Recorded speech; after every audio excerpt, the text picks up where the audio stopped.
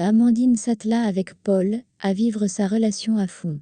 Elle leur prit un appartement très chic dans une zone huppée de la ville. Elle lui offrit tout ce que son cœur désirait, elle investit dans les différents projets que Paul lui soumettait. Paul était aux petits soins entre ses mains. Amandine, réellement, n'avait pas de quoi se plaindre.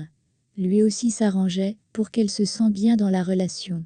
Les sorties dans des restaurants de luxe, les voyages dans lieux paradisiaques, ils firent. Sauf que, si l'on met de l'eau dans un vase, sans jamais le réapprovisionner, l'eau finit un jour ou l'autre par tarir. Et ce jour-là, arriva. Un matin alors qu'ils étaient assis à la salle manger. Paul, je n'ai presque plus d'argent. Comment cela, et comment on va faire? Mais tu as des projets actifs, cela devrait pouvoir nous faire vivre en attendant. Parlant de projet, tu sais Amandine, les choses n'ont pas donné, comme je l'espérais. Comme je te dis, rien n'a marché. Comment va-t-on faire alors? Je ne sais pas, tu peux retourner chez ton ex, et lui faire du chantage pour récupérer l'enfant, je suis sûr qu'il passera à la caisse. Non, je ne souhaite pas arriver à cette extrémité-là. Bien que la conversation se soit terminée ce jour-là, en queue de poisson, Paul ne s'avoua pas vaincu, il continua, et persista dans cette idée, mais jamais Amandine ne céda. Puis vint le moment où, il ne leur resta plus rien. Le moment où se nourrir même devint un parcours de combattant. Que dire donc, des rentes, de location de la maison. Elle était sur la paille, avec beaucoup de mois impayés. J'ai eu le courrier de l'huissier ce matin, bébé, qu'allons-nous devenir? Tu m'as dit que tes parents vivaient à l'est du pays. On n'a qu'à aller s'installer avec eux. Le temps de trouver quoi faire. Mais tes parents à toi aussi, sont où? Mes parents n'ont rien, et vivent en nomade. Mais pourquoi avec tout l'argent que tu as eu, tu n'as jamais rien construit, ni pour toi, ni pour eux? Tu veux juger ma vie, alors que toi-même tu n'es pas un exemple, que fais-tu dans cette position, sans le sous et à mes côtés? Ils n'eurent aucun autre choix que de rentrer s'installer dans le quartier bruyant où vivait Paul, dans la chambre pleine d'immondices, qui était la propriété de Paul. Et, dès le premier jour, cela sonna le début de son vrai calvaire.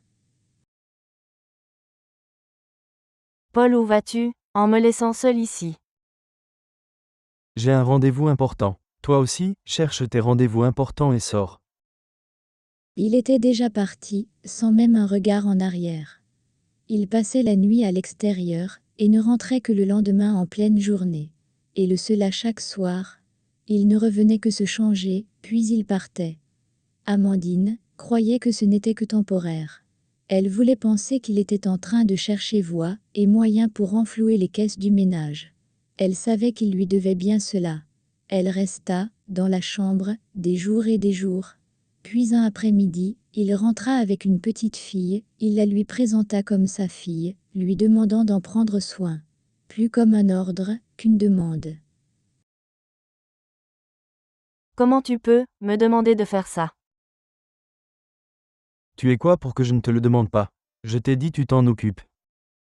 Pas de mais qui tiennent, je te donne un ordre, tu l'exécutes, point. Tu n'es pas contente, tu t'en vas. Est-ce que c'est ce qu'on s'était promis, Paul? Est-ce que c'est ce qu'on s'était dit? Je ne te reconnais même plus. Paul avait horriblement changé, il ne la calculait plus. Lui lançait des paroles, si blessantes. La traitait de tous les noms. Puis la femme enceinte, voisine à la chambre, vint aussi à son tour, lui laisser l'enfant. Tiens, comme tu aimes le mariage, prends aussi celui-ci, avait-elle dit, avec un grand éclat de rire. Elle continua à dire qu'elle voulait aller faire sa vie. En plus du fait que Paul n'était plus présent, Amandine se retrouva avec ses 3 enfants, sans rien pour les nourrir, ni se nourrir elle-même. Elle demande de l'aide à ses parents. Ils firent ce qu'ils purent. Mais, très vite elle se retrouvait toujours à sec. Puis un matin, elle se leva, regarda les enfants dormir sur la natte auprès d'elle. Et se posa la question à savoir, si c'était bel et bien elle, dans cette condition. Dans cet accoutrement. Aussi abîmé. Elle avait laissé le confort et luxe pour vivre dans cette merde, par amour. Bilan, conjoint elle n'avait pas, amour elle n'avait pas. Lui ne se privait de rien. Cela se voyait qu'il vivait sa meilleure vie.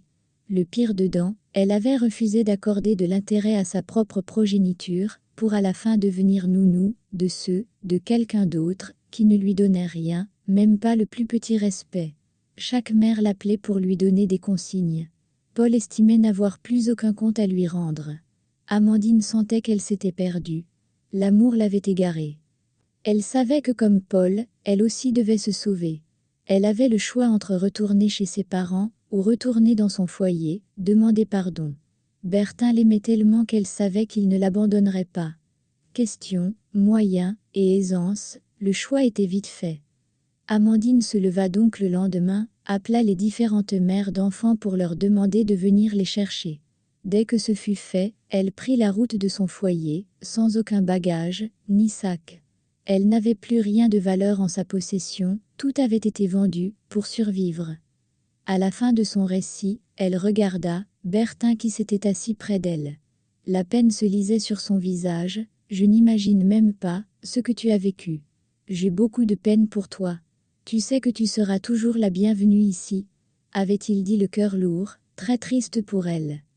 Le fait qu'elle soit aussi mal vêtue n'empêcha pas Bertin de la prendre dans ses bras, pour la réconforter. Elle n'en attendait pas moins de lui. Amandine avait tout calculé, tout prévu. Sur comment Bertin allait appréhender les choses. Sur le fait même qu'elle avait toujours sa place dans la maison.